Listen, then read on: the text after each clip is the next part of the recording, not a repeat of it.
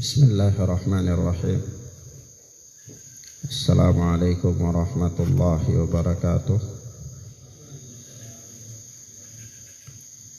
Walhamdulillahi hamdan katsiran thayyiban mubarakan fih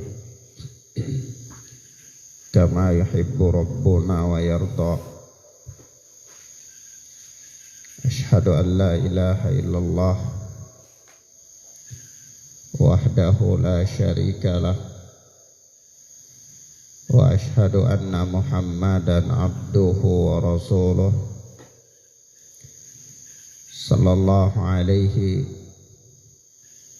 wa ala alihi wa ashabihi wa man tabi'ahu bi ihsanin ila yaumiddin. Amma ba'd. Ikhwan wa akhwat, a'azzani Allah wa iyyakum. Kita lanjutkan pelajaran kita dengan kitab Riyadhus Shalihin. Kita masih berada pada hadis yang ke-20, yakni hadis Zir bin Hubaish, di mana dia mendatangi Safwan bin Assal untuk bertanya kepada Safwan bin Assal terkait perkara al-mashu alal khuffain, mengusap di atas dua sepatu atau dua khuf. Dan ini kemarin sudah kita bacakan hadisnya dan sudah kita keluarkan beberapa fawaid, beberapa faedah dari hadis sudah kita keluarkan. Nah, insyaallah kita lanjutkan pada faedah-faedah yang berikut dari hadis yang mulia ini. Naam. Pertemuan yang lalu kita sampai pada faedah yang keberapa?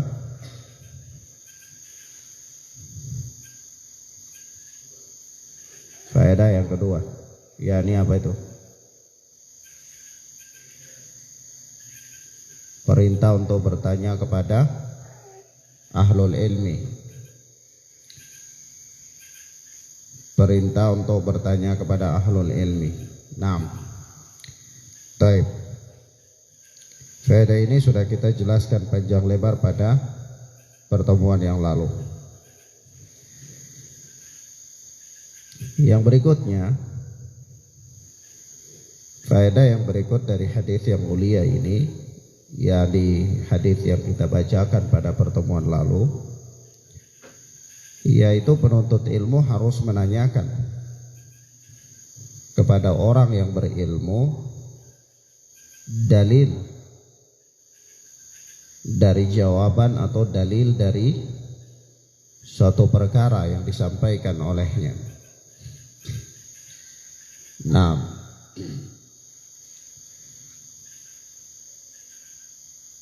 memang terkadang seorang alim dia menyampaikan suatu perkara itu terkadang tidak menyebutkan dalil-dalilnya. Ya, barangkali karena waktu, kesempatan, atau menurut dia dalilnya sudah ma'ruf di kalangan para penuntut ilmu, atau yang semisalnya. Ya, sehingga dia tidak menyebutkan apa? Dalil-dalil atas sebuah perkara atau suatu permasalahan yang dia sampaikan. Lalu pertanyaan, apakah seorang penuntut ilmu wajib untuk mengetahui dalilnya dari setiap ucapan atau setiap perkara yang disampaikan oleh seorang alim? Jawabnya iya, wajib. Dia wajib mengetahui dalil. Supaya apa? Supaya dia membangun agamanya itu di atas dasar-dasar yang ilmiah, di atas dasar-dasar hukum yang ilmiah. Naam.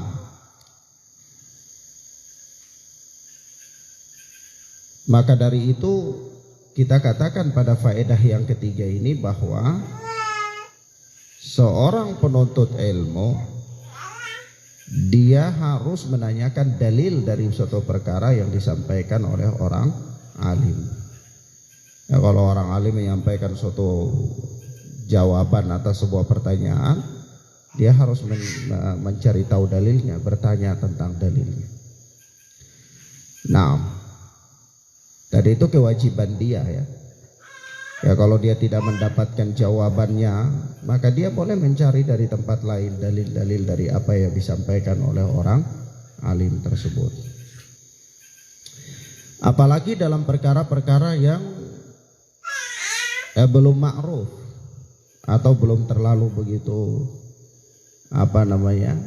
memasyarakat. Sebagaimana Allah Subhanahu wa taala berfirman di dalam surat Al-Baqarah ayat 111, Qul hatu burhanakum in kuntum shadiqin. Katakanlah, berikanlah burhan, ya, diberikanlah keterangan, berikanlah dalil, in kuntum shadiqin, jika kalian itu benar, berada di atas kebenaran, atau kalian orang-orang yang benar. Ya, kalau ada suatu permasalahan, apalagi permasalahan-permasalahan yang diperselisihkan, maka seorang penuntut ilmu itu harus mencari tahu dalil, bertanya kepada orang alim terhadap suatu permasalahan yang disampaikan olehnya. Nah, kenapa? Karena Allah Subhanahu wa taala berfirman, "Qul hatu burhanakum in kuntum shadiqin." Katakanlah, datangkanlah keterangan kalian jika kalian itu benar, jika kalian orang-orang yang benar. Nah, demikian ikhwana fiddin azani Allah wa iyyakum. Karena memang seorang muslim dia tidak boleh membangun agamanya kecuali di atas dalil. Allah Tabaraka wa ta'ala telah mengatakan kepada kita dalam ayatnya, La taqfu ma laysa laka bihi ilmun inna sam'a wal basara wal fuad kullu ulaika kana anhu mas'ula. Janganlah kalian mengikuti sesuatu yang kalian tidak tahu, yang kalian tidak punya dasar ilmiah tentangnya. Karena inna sam'a wal basara wal fuad kullu ulaika kana anhu mas'ula. Pendengaran, penglihatan dan hati semuanya akan ditanya oleh Allah Tabaraka wa ta'ala. Nah,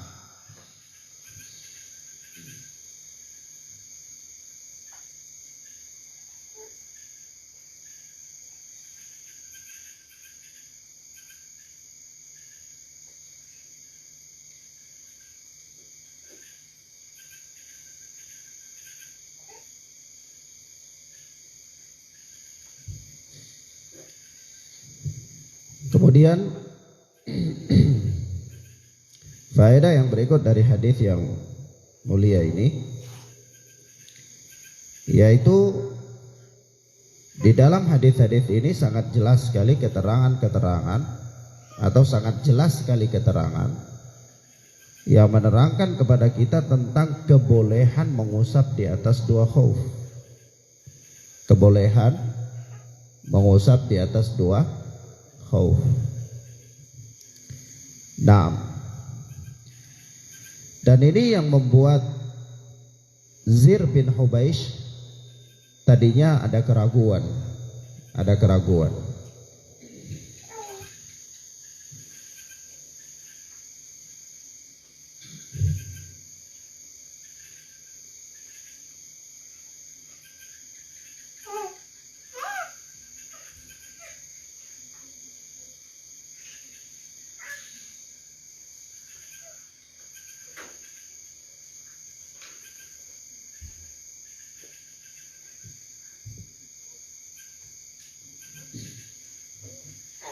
Sebab itu untuk menyingkirkan keraguannya, Zir bin Hubaish ini mendatangi sahabat yang mulia yaitu Sofwan bin Asal untuk bertanya kepadanya tentang perkara tersebut. Supaya apa? Supaya hilang keraguannya. Supaya hilang keraguannya. Dan ini memang sikap orang-orang yang berilmu lagi bertakwa. Setiap orang muslim hendaklah memiliki sifat seperti ini, yaitu apabila ada pada dirinya suatu perkara yang meragukan dia, maka hendaklah dia bertanya kepada ahlinya untuk menghilangkan keraguannya tersebut. Bukan kemudian dia sendiri berijtihad, berkesimpulan sendiri, kemudian mengeluarkan pendapat-pendapat sendiri. Bukan demikian. Karena barang siapa yang kemudian dia menemukan pada dirinya suatu keraguan terhadap suatu permasalahan dari permasalahan-permasalahan agama atau permasalahan apa saja ya, lalu dia membuat kesimpulan sendiri, dia kemudian mengeluarkan pendapat-pendapat sendiri, dia tidak kembali bertanya kepada seseorang yang ahli di bidangnya untuk menyingkirkan keraguannya itu, maka ini adalah sikap yang salah. Sikap yang bisa membuat seseorang leluasa berkesimpulan, sikap yang bisa membuat seseorang larut dengan apa yang dia pikirkan sendiri, dan bahkan bisa membuat dia jadi tersesat. Bisa membuat dia jadi apa? Tersesat. Kenapa? Karena dia berhukum pada dirinya sendiri. Yang semestinya dia mencari orang yang ahli di bidang itu untuk mendapatkan penjelasan. Supaya apa? Supaya keraguannya itu hilang. Zir bin Hubaish telah memberikan contoh teladan kepada kita dalam hal ini.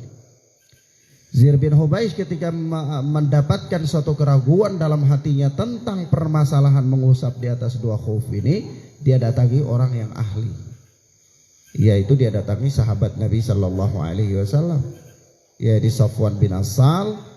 Kemudian dia bertanya kepada Sofwan radhiyallahu taala anhu tentang perkara tersebut. Dan itu menjadi dalil bahwa kebolehan mengusap di atas dua khuf. Nah, apa yang membuat Zir itu merasa merasa bimbang, merasa ragu? Zir itu sendiri merasa ragu, merasa bimbang karena dia tidak mendapatkan ayat tentang mengusap di atas khauf itu di dalam Al-Quran. Ya. Lalu dia merasa bimbang, merasa ragu. Ilmunya belum sampai, maka dia datang cari petunjuk kepada sahabat tentang persoalan tersebut. Kenapa? Karena sunnah itu menafsirkan Al-Quran. Sunnah menjadi penjelas bagi Al-Quran. Sebab itu Allah Subhanahu wa taala berfirman di dalam ayatnya surat Al-Maidah ayat yang ke-6, yaitu apa kata Allah, ya ayyuhalladzina amanu idza qumtum ilas salati faghsilu wujuhakum wa aydiyakum ilal marafiq wamsahu bi ru'usikum wa arjulakum ilal ka'bain. Hai orang-orang yang beriman, apabila kalian berdiri hendak melakukan sholat, maka faksilu wujuhakum, cucilah wajah-wajah kalian, wa aidiyakum ilal marafiq, dan ke tangan-tangan kalian sampai pada siku, wamsahu biru'usikum, dan usaplah kepala-kepala kalian, wa arjulakum, dan kaki-kaki kalian ilal ka'bain, sampai pada mata kaki. Nanti kalau di dalam ilmu tafsir kata wa arjulakum ini ada perselisihan pendapat di antara para ulama ahli qiraah untuk membacanya. Ada yang membacanya wa arjulakum, ada yang membacanya wa arjulikum. Kenapa membacanya wa arjulikum? Karena waw di sini adalah waw ataf dalam ilmu nahwu. Yaitu apa? Wamsahu biru'usikum wa arjulikum. Waw ini waw ataf, waw yang menyebabkan kata sebelum setelahnya itu berharakat sama dengan kata sebelumnya. Nah, dia hanya kata penyambung. Jadi karena ru'usi itu dia kasrah, karena di depannya ada bi, ada harfun jar atau harful khafat, huruf kasrah, maka ru'us itu jadi ru'usi, di depannya ada bi, maka arjula juga harus jadi arjuli. Ya, Nah, tetapi ada yang membacanya arjula. Apakah perbedaan baca ini ada konsekuensi hukum? Ada. Ustadz, kalau baca arjula apa pengertiannya? Kalau baca arjuli apa pengertiannya? Ini perdebatan dari sisi hukum, baik dari sisi dalil maupun dari sisi kias logika. Ada perbedaan pendapat. Hanya dengan menempatkan dia harakat fathah dan harakat kasrah pada huruf lam. Ya. Tapi ini bukan pembahasannya. Insya Allah ini nanti dibahas dalam masalah fikih insya Allah. Tetapi kita ingin katakan bahwa ayat yang mulia ini menjelaskan kepada kita tentang tata cara wudu. Ya. Yaitu ya ayyuhalladzina amanu idza qumtum ilas salati faghsilu wujuhakum wa aydiyakum ilal marafiq wamsahu bi ru'usikum wa arjulakum ilal ka'bain. Dan ini bacaan yang tepat ya. Meskipun Ibnu Abbas membacanya wa arjulikum. Ya. Nah, apa masalahnya ya nanti itu dalam pembahasan sendiri. Tapi yang jelas apa? Ayat ini menerangkan kepada kita tentang tata cara wudu. Hai orang-orang yang beriman, apabila kalian berdiri untuk melakukan sholat, maka basuhlah wajah-wajah kalian, basuhlah basuhlah tangan-tangan kalian ilal marafiq, sampai pada siku. Maka kata ila di situ juga kan huruf jar itu ya, sampai pada siku. Ila itu apakah dia bermakna hatta, atau apakah dia bermakna bahwa itulah batasan siku, atau batasannya di siku, atau dia bermakna siku termasuk? Ya. Loh kok bisa Ustaz, jangan sampai kalau ila itu dia bermakna hatta, berarti sama seperti firman Allah, kulu washrabu hatta yatabayyana lakumul khaytul abyadu minal khaytil aswadi minal fajar. Makan dan minumlah kalian sampai jelas benang putih atas benang hitam, maka itu batasan. Artinya kalau sudah benang putih atas benang hitam itu jangan makan lagi, itu batasan. Jadi dia tidak termasuk. Ila bimakna hatta. Ya. Ini ilmu balaghah, ilmu agak susah ya. Tetapi ada yang mengatakan bahwa ila di sini bermakna bahwa termasuk, dia masuk di dalamnya. Ya, dia bagian daripada apa? Daripada anggota yang disebutkan. Jadi kalau disebutkan ilal marafiq, sampai pada siku, maka siku adalah bagian, bukan batasan. Paham ya? Nah, maka kalau wudu itu jangan pas-pas di sebelum siku, tapi apa? Lebih daripada siku, karena siku masuk dalam bagian. Nah, mana yang benar? Ya sudah, itu bahasan fikih. Itu bahasan apa? Bahasan fikih. Tapi ya ikhwana fiddin azani Allah wa iyyakum, kemudian apa? Wamsahu bi ru'usikum wa arjulakum ilal ka'bain. Dan usaplah kepala-kepala kalian dan cucilah kaki-kaki kalian, atau basuhlah kaki-kaki kalian. Kenapa ana harus katakan dan usaplah kepala kemudian dan cuci kaki? Kenapa? Karena ana membacanya wa arjula. Tapi kalau membacanya wa arjuli berarti dan usaplah kepala-kepala kalian dan usaplah kaki-kaki kalian. Ya, secara makna ya. Nah, tetapi kita katakan apa? Wamsahu biru'usikum wa arjulakum, dan usaplah kepala-kepala kalian dan cucilah kaki-kaki kalian ilal ka'bain, sampai pada mata kaki. Sama sekali dalam ayat ini tidak ada satu kata pun yang menyebutkan tentang mengusap di atas dua khauf. Padahal ini ayat yang paling lengkap, dan ini ayat yang mensyariatkan kepada kita tentang tata cara wudu. Sebab itu zir ini ya bingung, ragu ya. Paham ya? Karena dengar ada orang yang mengatakan, ada ngomong-ngomong kabar-kabar begitu, bahwa orang kalau menggunakan sepatu itu kalau dia wudu dia bisa usap di atas dua sepatu. Zir katakan, oh ayat kok nggak ada bilang kayak gitu, ragu. Supaya tidak berkesimpulan sendiri, datangi orang alim. Ya, untuk meminta penjelasan. Maka dia datanglah Safwan bin Asal. Taib. Maka sekali lagi keterangan Safwan bin Asal tentang hadis Nabi Sallallahu Alaihi Wasallam menyingkirkan keraguan Zir bin Hubaish, dan sekaligus menjadi dalil tentang dibolehkannya mengusap di atas dua khauf. Tetapi mengusap di atas dua khauf tentu ada syarat-syarat. Tentu apa? Ada syarat-syaratnya. Nah, syarat-syaratnya apa? Syarat-syaratnya ada dalam pembahasan fikih. Antum silakan lihat lagi apa penjelasan kitab Bulughul Maram di awal-awal itu ada ya.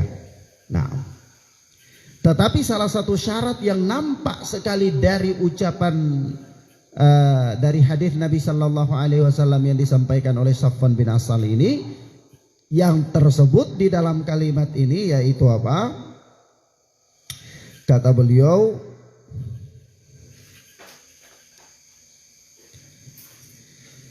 kana ya'muruna idza kunna safran aw musafirin an la nanzi' khifafana thalathata ayyamin wa layaliyahunna illa min janabatin lakin min ghaitin wa baulin wa naumin.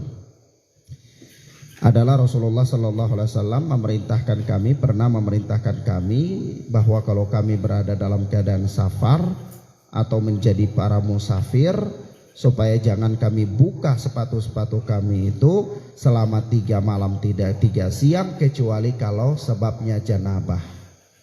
Adapun kalau buang air besar atau buang air kecil atau tidur, maka tidak apa-apa, tetap boleh diusap di atas 2 sepatu. Tidur membatalkan wudu apa tidak? Tidur membatalkan wudu, buang air besar membatalkan wudu, buang air kecil membatalkan wudu ya. Nah, kalau buang air kecil, buang air besar atau tidur sementara dia pakai khuf, pakai sepatu yang tinggi lewat mata kaki, lalu dia mau berwudu, tidak perlu dia buka sepatunya lagi, tapi dia bisa usap di atas sepatu.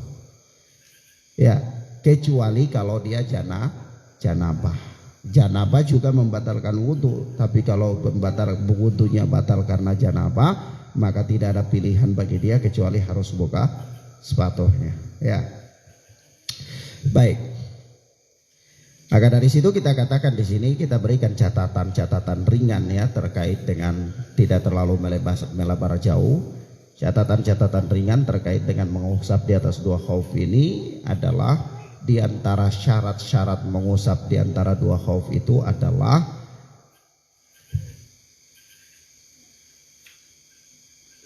apabila tidak janabah. Ya, satu apabila dia tidak janabah. Artinya kalau janabah maka dia kebolehan mengusap di atas 2 khauf gugur. Ya, harus buka. Ya. Nah, yang kedua kita sebutkan yang nampak dari hadis saja ya. Yang kedua adalah bagi musafir kebolehan mengusap di atas 2 khauf itu 3 siang 3 malam. Kalau sudah masuk ke hari keempat maka dia harus buka. Dia harus apa? Harus buka. Paham ya? Hal itu tersebut di dalam hadis dengan jelas, yaitu apa? Alla nanzi' khifafana thalathata ayyamin wa layaliyahunna. Agar jangan kami buka khauf-khauf kami selama 3 siang 3 malam. Dan itu menjadi syarat. Taib.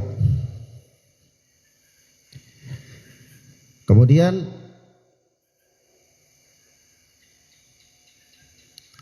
ikhwana fiddin azani Allah wa iyyakum, di sini ada beberapa catatan yang perlu ana sampaikan ya. Yaitu catatan yang pertama, para ulama memasukkan perkara mengusap di atas 2 khauf ini dalam kitab-kitab akidah. Dalam apa? Kitab-kitab akidah. Padahal mengusap 2 khauf ini masalah fikih apa masalah akidah? Masalah fikih. Ya. Tapi para ulama memasukkan masalah mengusap di atas 2 khauf dalam kitab-kitab akidah. Seperti juga Imam Al-Barbahari ya, dalam Syarh Sunnah kitab akidah itu beliau sebutkan juga satu bahasan, yaitu bolehnya mengusap di atas 2 khauf.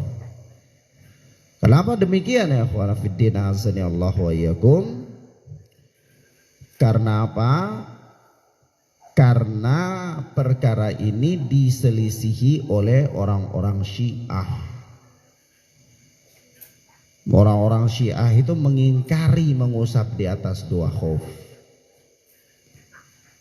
Karena mengingkarinya, sementara perkara ini datang jelas dalam nas-nas Rasulullah, maka otomatis dia masuk dalam perkara akidah. Karena apa? Karena termasuk dalam pengingkaran terhadap syariat. Ya, termasuk dalam apa? Pengingkaran terhadap syariat. Misalnya puasa itu masalah fikih. Tapi kalau ada orang berkeyakinan bahwa dia tidak wajib puasa, maka ini sudah masalah akidah. Ya. Tapi puasa sendiri itu adalah masalah fikih. Mengingkari kewajibannya masalah akidah. Ya. Nah, sama di sini. Perkara mengusap di atas dua khuf itu adalah perkara fikih yang nas-nasnya jelas datang dalam hadis-hadis yang sahih, sehingga mengingkarinya masuk dalam pengingkaran terhadap syariat, jatuh ke permasalahan akidah. Nah, dan lebih aneh lagi orang-orang Syiah ketika mereka mengingkari perkara ini, ternyata perkara ini ya diriwayatkan oleh Ali bin Abi Thalib. Ya, di sisi lain mereka mengagung-agungkan Ali bin Abi Thalib radhiyallahu taala anhu. Sampai-sampai ada di antara mereka yang memposisikan Ali bin Abi Thalib itu sebagai Tuhan. Tetapi di sisi lain mereka mengingkari hadis-hadis yang diriwayatkan oleh Ali bin Abi Thalib. Nah, di antara hadis-hadis tentang mengusap di antara dua khuf itu banyak sekali, mutawatir hadis-hadisnya dari banyak para sahabat, dan ada salah satu sahabat yang meriwayatkannya adalah Ali bin Abi Thalib. Jadi memang tumpang tindih, kalau sesat itu ya sudah begitu. Ya. Nah, kaidahnya nggak akan pernah benar.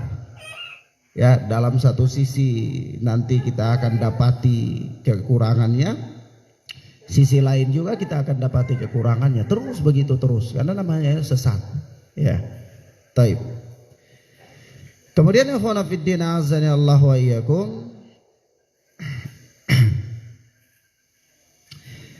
faedah yang berikutnya dari hadis yang mulia ini, yaitu larangan meninggikan suara di hadapan Rasulullah sallallahu alaihi wasallam. Larangan meninggikan suara di hadapan Rasulullah sallallahu alaihi wasallam. Hal ini nampak dari perbuatan orang Yahudi ini yang diingkari oleh para sahabat, di antaranya Safwan bin Asal. yakni apa? Yakni ketika Rasulullah Sallallahu Alaihi Wasallam sedang berada bersama dengan sedang bersama dengan para sahabat, maka datanglah Arab Badui ini kemudian berteriak, ya, memanggil Nabi Sallallahu Alaihi Wasallam bisautin lahu jahwariyun, dengan suara yang keras lagi lantang, ya Muhammad, dia berkata wahai Muhammad, dengan suara yang keras lagi lantang. Tapi apa yang terjadi? Sahabat ini ingkari dia. Di antara yang mengingkari perbuatannya itu adalah Safwan bin Asal. Apa kata Safwan bin Asal kepada orang Badui itu? Waihaka, celaka engkau, uqdud min sautika fa innaka indan Nabi sallallahu alaihi wasallam wa qad nuhita an hada. Celaka engkau, rendahkan suaramu, karena sesungguhnya engkau sedang berada di sisi Rasulullah sallallahu alaihi wasallam dan engkau telah dilarang dari hal tersebut. Jadi dilarang dari apa? Meninggikan suara di hadapan Rasulullah sallallahu alaihi wasallam. Ucapan sahabat yang mulia ini berpedoman pada firman Allah Subhanahu wa taala surat Al-Hujurat ayat yang kedua, ya. Jadi memang Masya Allah, ya, orang alim itu kalau ngomong itu pasti ada sandaran hukumnya. Maka ketika ini kan ucapan yang keluar dari lisan Safwan bin Asal gitu loh, ya. Bukan dari Rasulullah, ya. Ketika Safwan bin Asal mengatakan begini, waihaka uqdud min sautika, celaka engkau, rendahkan suaramu. Ya. Celaka engkau rendahkan suaramu. Fa innaka indan Nabi sallallahu alaihi wasallam, karena sesungguhnya engkau sedang berada di sisi Nabi wa qad nuhita an hada, dan engkau telah dilarang dari hal ini. Jadi apakah kalimat ini adalah kalimat yang merupakan ijtihad daripada Safwan bin Asal semata-mata? Ternyata tidak. Ternyata ucapan Safwan bin Asal ini merujuk pada apa? Firman Allah Subhanahu wa taala surat Al-Hujurat ayat yang kedua, yaitu apa? Allah berfirman, ya ayyuhalladzina amanu la tarfa'u aswatakum fauqa sautin nabi. Hai orang-orang yang beriman, janganlah kalian meninggikan suara kalian di atas suara Nabi. Ya. Subhanallah. Jadi ya, ketika Safwan bin Asal melarang Arab Badui ini dengan kalimat-kalimat yang demikian adalah merupakan sebuah kesimpulan yang bersandar pada firman Allah Tabaraka wa ta'ala, yaitu surat Al-Hujurat ayat yang kedua, yakni ya ayyuhalladzina amanu la tarfa'u aswatakum fawqa sautin nabi wa la tajharu lahu bil qawli ka jahri ba'dikum li ba'din an tahbata a'malukum wa antum la tash'urun. Jadi hai orang-orang yang beriman, janganlah kalian meninggikan suara kalian di atas suara Nabi, dan janganlah kalian tajharu lahu bil qawli kajahri ba'dikum li ba'din, dan janganlah kalian mengeraskan suara ya kepada Nabi sallallahu alaihi wasallam sebagaimana kalian mengeraskan suara sebahagian kalian kepada sebahagian yang lain. Karena nanti apa? Antahbata a'malukum wa antum la tash'urun. Bisa buat amal-amal kalian gugur dalam kalian tidak sadar. Subhanallah, ya. Maka dengan ayat yang mulia ini ada satu faedah hukum, ya. Ada satu faedah hukum yang sangat luar biasa sekali dikeluarkan oleh Al-Allamah Ibnu Qayyim Al-Jauziyah rahimana wa rahimahullah. Yaitu apa kata Al-Allamah Ibnu Qayyim? Ayat ini menerangkan kepada kita bahwa amalan bisa gugur hanya dengan mengeraskan suara di hadapan Rasulullah. Maka bagaimana kalau mendahului Rasulullah dalam beramal dengan yang tidak diajarkan oleh Rasulullah? Ya, mengeraskan suara di hadapan Rasulullah, meninggikan suara, mengeraskan suara di hadapan Rasulullah bisa buat amalan gugur. Lalu kalau bagaimana menyelisihi perintah atau menyelisihi apa tuntunan Rasulullah sallallahu alaihi wa alihi wasallam? Tentu lebih gugur lagi, ya. Ya. Nah, min babil aula. Baik. Kemudian yang berikutnya, faedah yang berikut dari hadis yang mulia ini, yaitu disunnahkan mengajari orang jahil terhadap adab Islam. Disunnahkan mengajarkan orang jahil terhadap adab Islam, ya, orang bodoh, karena memang itu la ya'riful fadla illa al-fadil. Ya. Tidak ada yang mengetahui sebuah keutamaan, tidak bisa mengetahui sebuah keutamaan kecuali orang yang punya keutamaan juga. Jadi kalau memang orang yang tidak punya keutamaan, dia nggak tahu orang yang utama itu siapa, dia nggak tahu, ya. Misalnya kadang orang kalau dia tidak tahu, dia berhadapan dengan dokter ahli, misalnya kalau dia ini juga bukan dokter, ya biasa-biasa saja, ya paling dia tahu siapa ini bapak-bapak ini, ya. Tapi begitu dia mengerti, oh ternyata bapak ini luar biasa, dia ahli dalam kesehatan misalnya, ya. Nah, jadi kalau orang tidak mengerti, ya dia tidak akan pernah tahu. Nah, kalau misalnya bapak guru itu datang di satu kampung yang orang tidak tahu bapak guru, ya biasa-biasa saja, paling-paling anak-anak kecil juga bisa marah, bisa bentak, ya. Tapi kalau begitu mereka tahu, jangan ini bapak guru, jadi hormat dia. Itu karena apa? Dia tahu keutamaan karena memang dia sudah paham, ya. Begitu. Mafhum, ya? Maka dari itu kata Imam Ahmad rahimana wa rahimahullah, ya, dulunya kami itu diperintahkan untuk natawaddo liman yu'allimuna. Ya, dia bersikap tawaddu kepada orang-orang yang mengajarkan kami. Kata Imam Ahmad rahimana wa rahimahullah. Taib. Kemudian apa ikhwana fiddin azani Allah wa iyyakum, dari mana kita bisa berdalil begitu? Dari mana kita bisa menyimpulkan bahwasanya di dalam hadis ini ada faedah bahwa disunnahkan atau dianjurkan untuk mengajarkan orang jahil tentang adab-adab Islami. Ya tentunya dari perbuatan Safwan bin Asal ini yang menegur Arab Badui yang tidak beradab di hadapan Rasulullah Sallallahu Alaihi Wasallam ini. Ya, begitu Safwan dia tegur orang ini, langsung dia kasih tahu dia bahwa kamu ini ada di sisi Nabi, kamu dilarang dari perkara yang demikian. Ya, secara otomatis diajarkan Arab Badui itu tentang beradab di hadapan Rasulullah Sallallahu Alaihi Wasallam. Taib. Kemudian faedah yang berikut dari hadis yang mulia ini adalah anjuran untuk berteman atau berkawan dengan orang-orang saleh. Anjuran untuk berkawan dengan orang-orang saleh. Ya kenapa? Ya karena kalau berkawan dengan orang-orang saleh itu diharapkan bahwa kita itu akan dikumpulkan oleh Allah Subhanahu wa taala bersama mereka. Ya di mana tersebut dalam hadis ini Nabi Shallallahu Alaihi Wasallam bersabda, almar'u ma'aman ahabba yaumal qiyamah. Seseorang itu akan bersama dengan siapa yang dia cintai pada hari kiamat. Maka sungguh sangat luar biasa kalau kita mencintai seseorang itu karena baiknya agama orang itu.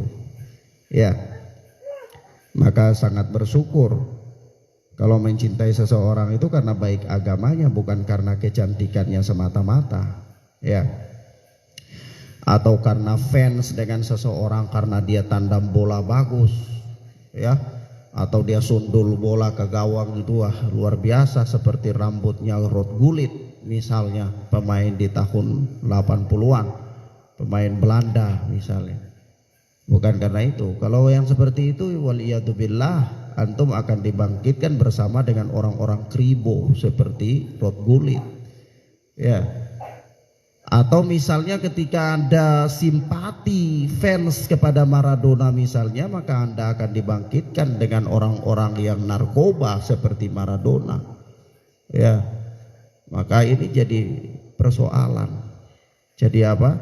Jadi persoalan tersendiri. Maka perhatikan baik-baik di sini ya kawan.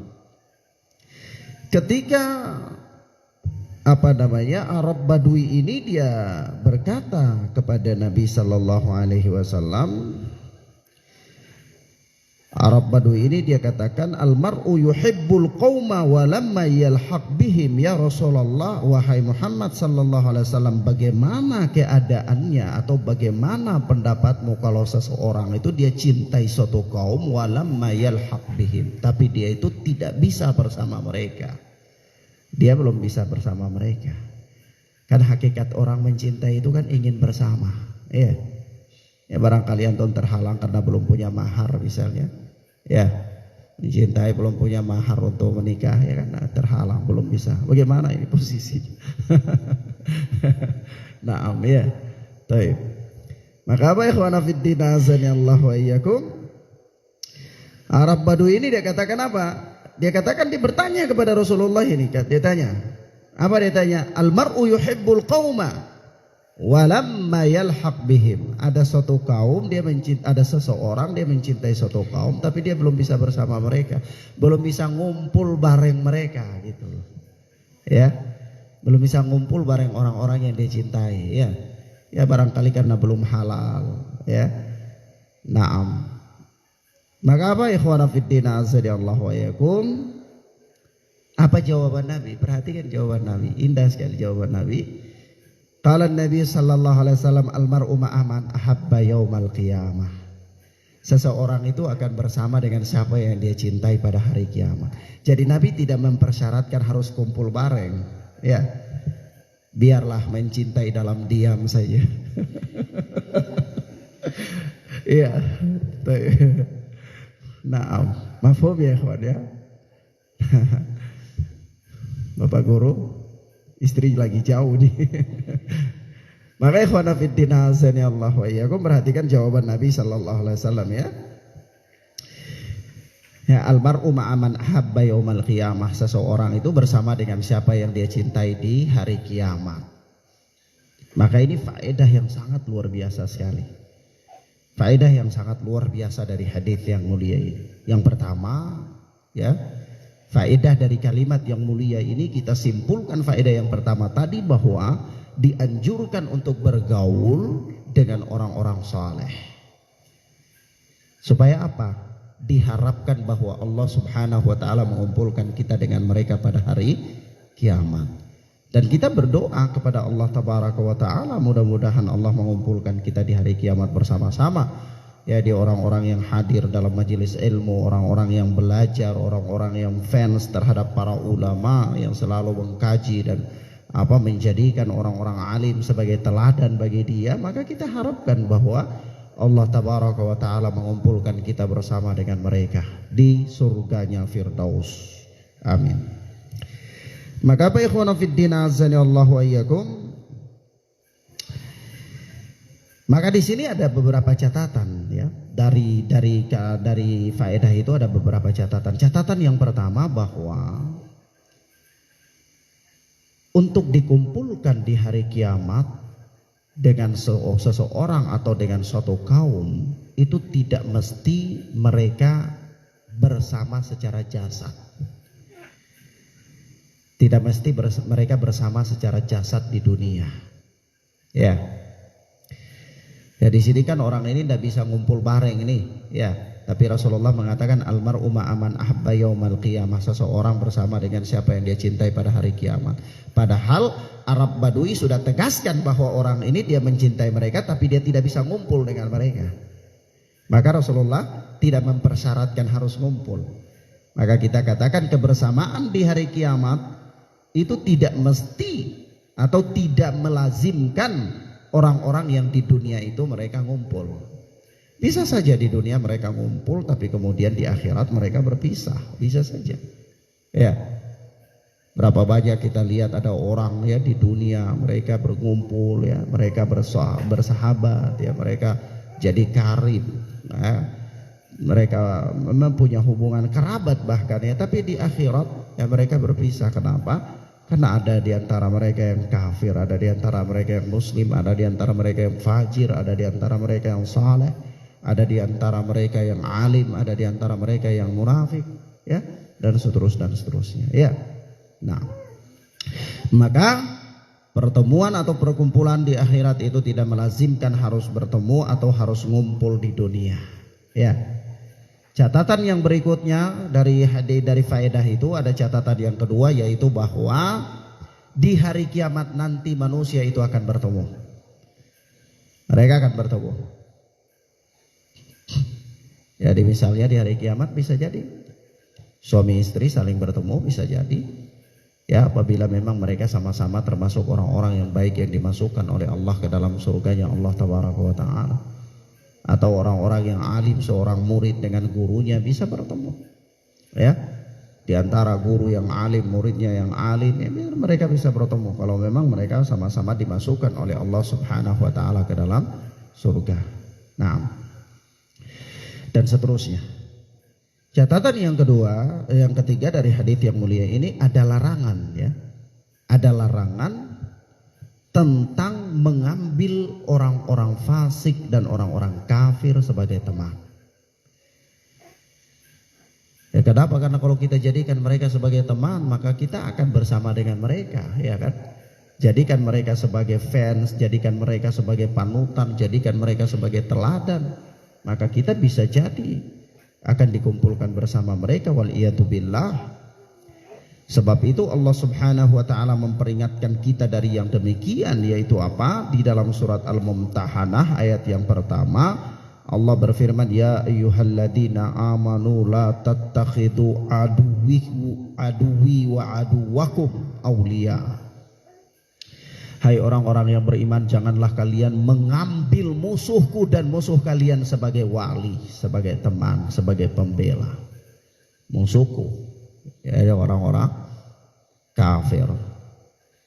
Begitu pula dalam surat Al-Baqarah Allah tabaraka wa ta'ala surat Al-Baqarah ayat 98 Allah berfirman, "Man kana aduwwan lillahi wa malaikatihi wa rusulihi wa Jibril wa Mikala fa innallaha aduwwun lil kafirin." Barang siapa yang aduwan lillah, menjadi musuh bagi Allah dan bagi malaikat-malaikat Allah, bagi rasul-rasul Allah, bagi Jibril, bagi Mikail, dia musuh dengan mereka, fa innallaha aduwwun lil kafirin, maka sesungguhnya Allah adalah musuh bagi orang-orang kafir. Jadi orang yang menjadikan orang-orang saleh sebagai musuh, ya, menjadikan Allah sebagai musuh, menjadikan Rasul sebagai musuh, menjadikan malaikat sebagai musuh, maka hakikatnya dia bermusuhan dengan Allah Subhanahu wa ta'ala. Allah akan menjadikan dia sebagai musuh. Dan kalau Allah menjadikan dia sebagai musuh, sebagai lawan, maka sangatlah tidak layak orang-orang mukmin mengambil dia sebagai teman. Ya, apalagi sampai menjadikan dia sebagai panutan. Menjadikan dia sebagai apa? Sebagai panutan. Maka kalau begitu, siapa yang dimaksudkan dengan musuh dalam ayat-ayat ini? Musuh Allah dijelaskan oleh Syekh Ibnu Utsaimin di dalam syarah Riyadhus Shalihin jilid yang pertama. Syekh Ibnu Utsaimin rahimahullah berkata, "Fa kullu kafirin fa innallaha aduwwun lahum wa kullu kafirin fa innahu aduwwun lana wa kullu kafirin fa innahu la yutmaru lana illa al-bashar."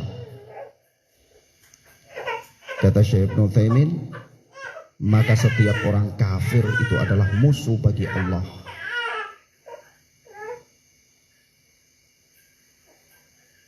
Dan setiap orang kafir itu adalah musuh bagi kita. Musuh bukan berarti harus bunuh, ya, tidak mesti, ya, tidak harus, karena orang kafir itu ada 4 jenis kekafiran, ya, ada 4 golongan orang-orang kafir. Orang-orang kafir itu ada 4 golongan. Golongan yang pertama kafir harbi. Kafir harbi ini kafir yang memerangi kaum muslimin, ya, dan melakukan tindakan-tindakan yang memerangi kaum muslimin. Dia memerangi kaum muslimin dengan senjata, ya, intimidasi kaum muslimin dan seterusnya. Maka kafir ini kafir harbi yang dia diperangi. Dia diperangi. Kafir yang kedua itu kafir mu'ahad. Mu'ahad itu orang kafir yang punya perjanjian damai dengan kaum muslimin. Nah, orang kafir yang seperti ini harus dilindungi selama dia masih menepati perjanjiannya. Famastaqamu lakum fastaqamu lahum, kata Allah. Selama mereka itu masih jujur kepada kalian, maka jujurlah kepada mereka. Ya, ini tidak boleh diperangi, harus dilindungi selama mereka masih menepati perjanjian. Kafir yang ketiga itu kafir musta'man. Kafir yang mendapatkan jaminan keamanan. Kafir yang mendapatkan jaminan keamanan. Ada orang kafir, ada peperangan misalnya, kemudian ada satu orang kafir mendapatkan jaminan keamanan dari seorang muslim, maka dia harus dilindungi. Karena jaminan keamanan seorang muslim itu sangat berharga, ya, sangat berharga, maka dia harus dilindungi. Ya, tidak boleh ditumpahkan darahnya. Bahkan kalau dia diperangi, maka termasuk dalam apa? Kategori sebuah kemaksiatan. Kategori kemaksiatan. Kafir yang keempat itu kafir zimmi. Kafir zimmi itu orang-orang kafir yang hidup di bawah pemerintah muslim, yang mereka itu damai, bayar upeti, bayar pajak kepada pemerintahan kaum muslimin. Nah, ini juga harus dilindungi. Jadi bayangkan, Islam ini benar-benar agama yang membawa rahmat, adil. Dari 4 jenis kekafiran ini 4 lo bayangkan, yang boleh diperangi itu cuma 1. Ya, 3 nggak boleh, ya kan? Maka agama ini benar-benar sangat membawa rahmat. Yang diperangi itu pun karena memang mereka memerangi harbi, ya kan? Nah, kalau orang yang tidak paham, orang yang tidak mengerti, maka dia pukul rata saja semua kafir itu, ya kafir, dibunuh saja, bila perlu bom, ya kan, repot, ya repot. Nah, Maka demikian akhwana fiddin azani Allah wa iyyakum. Ya, ini sampai-sampai ya ada ini beberapa hal yang kita sampaikan pada kesempatan yang mubarakah ini. Namun ada satu hal yang paling indah yang kita sebutkan dari ucapan, ada riwayat yaitu Anas bin Malik pernah meriwayatkan sebuah hadis tentang ini, tentang almar'u ma'aman ahabba yaumal qiyamah, seseorang bersama dengan siapa yang dia cintai pada hari kiamat.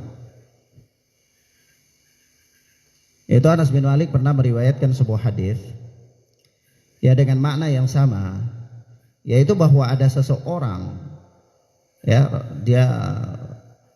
ada seseorang dia berkata bahwa dia itu mencintai Allah dan Rasul, begitu. Dia mencintai Allah dan Rasul. Maka apa kata Rasulullah sallallahu alaihi wasallam? Innaka ma'aman ahbabtah. Engkau bersama dengan siapa yang engkau cintai. Ya. Ketika orang itu dia katakan dia mengungkapkan bahwa dia itu mencintai Allah dan Rasul, ya. Lalu apa kata Rasulullah? Innaka ma'aman ahbabtah. Sesungguhnya engkau bersama dengan siapa yang engkau cintai. Dan yang dia cintai ketika itu siapa? Allah dan Rasul. Nah, maka masya Allah ya, di sini juga faedah yang luar biasa. Kalau berangkat dari hadis ini nih banyak sekali faedahnya, Termasuk cari pasangan juga ini orang harus harus hati-hati. Harus hati-hati karena nanti dikumpulkan bersama dengan yang dicintai, ya. Sayang kalau dikumpulkan bersama yang dicintai ternyata yang satunya gawat, ya. Nah, maka di situ harus sama-sama alim, harus minimal orang yang ahli ibadah sama-sama, orang yang mengerti agama, orang yang ya. Nah, baik. Kemudian sampai-sampai ada sebuah ketika Anas bin Malik meriwayatkan hadis ini itu, ketika Rasulullah sallallahu alaihi wasallam mengatakan kepada orang itu bahwa innaka ma'aman ahbabta, Anas bin Malik yang meriwayatkan hadis ini langsung Anas bin Malik itu berkata, apa kata dia? Fa ana uhibbu Rasulullah wa Abu Bakrin wa Umar wa arju an akuna ma'ahum. Dan sungguh aku mencintai Rasulullah, Abu Bakar dan Umar. Maka aku berharap bahwa aku itu bersama dengan mereka. Coba antum bayangkan ungkapan Anas bin Malik, sahabat yang mulia ini. Wa ana uhibbur Rasulullah sallallahu alaihi wasallam wa Abu Bakrin wa Umar wa arju an akuna ma'ahum. Aku mencintai Rasulullah, Abu Bakar dan Umar, dan aku berharap untuk bersama dengan mereka. Ya. Dari masya Allah ya. Jadi Pak Guru tuh harus uhibbu zaujati wa arju an akuna ma'aha yaumal qiyamah. Ya. Aku mencintai istriku dan berharap aku bersama dengannya pada hari kiamat. Nah, baik. Ya. Maka ya orang kalau dia bersama dengan orang saleh, orang yang baik agamanya, kadang-kadang ada hak-haknya barangkali tidak terpenuhi karena satu dan lain hal, dia harus banyak-banyak bersabar. Karena apa? Dia punya satu janji yang luar biasa, yaitu apa? Arju an akuna ma'ahu yaumal qiyamah. Aku berharap bersama dengannya di hari kiamat. Itu yang harusnya jadi motivasi. Sehingga kalau ada hal-hal dalam hal-hal keduniaan yang ada kurang, dia abaikan saja, sudah, itu tidak penting karena arju an akuna ma'ahu yaumal qiyamah. Itu kalimat yang diulang-ulang. Ya harus ditulis ya. Taib. Wallahu a'lam bissawab. Demikian akhwana fiddin azani Allah wa iyyakum. Ini beberapa hal yang bisa kita sampaikan pada kesempatan ini. Hadis ini nanti berulang hadis ini disebutkan oleh Imam Bukhari di dalam kitab Al-Adabul Mufrad. Lebih indah lagi faedah di sana. Ya, Al-Adabul Mufrad itu hadis-hadis yang berbicara tentang akhlak yang terpuji. Ya, adab-adab yang terpuji. Wallahu ta'ala a'lam bissawab. Ikhwana fiddin azanillahu wa iyyakum. Kita cukupkan pelajaran kita sampai di sini insyaallah. Kita lanjutkan pada pertemuan berikutnya. Dengan demikian kita telah mengakhiri ya pembahasan seputar hadis Zir bin Hubaith, yakni hadis Safwan bin Asal, hadis yang ke-20 dari kitab Riyadhus Shalihin. Mudah-mudahan bermanfaat bagi kita insyaallah taala. Allahumma yassir lana wa la tu'assir alaina. Allahumma barik lana fima a'tait. Allahumma inna nas'aluka rizqan thayyiba wa ilman nafi'a wa amalan mutaqabbala. Wa sallallahu ala nabiyyina Muhammad wa ala alihi wa sahbihi wa sallam. Subhanakallahumma bihamdika asyhadu an la ilaha illa anta astaghfiruka wa atubu ilaik. Wassalamu alaikum warahmatullahi wabarakatuh.